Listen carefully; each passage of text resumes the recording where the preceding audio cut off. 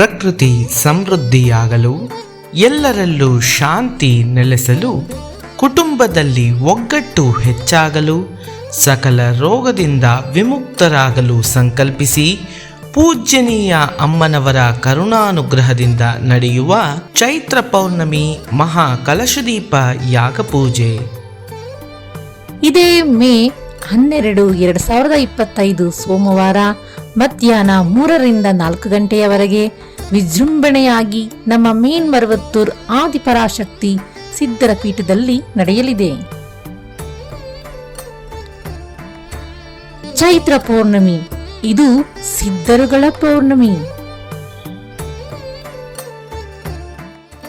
തിരിശൂലമു മാടുത് അമ്മ, കരുനാഗമു മാടുത് അമ്മ, ಗುರುಪಾರ್ವಯು ಮಾಡುದು ಅಮ್ಮ. ವಿಧ ವಿಧವಾದ ಯಾಗಕುಂಡಗಳು, ಸಂಕಷ್ಟ ಕಳೆಯುವ ಶಕ್ತಿ ಮಂತ್ರಗಳು. ಎಲ್ಲರೂ ಭಾಗಿಯಾಗೋಣ, ಫಲ ಪಡೆಯೋಣ.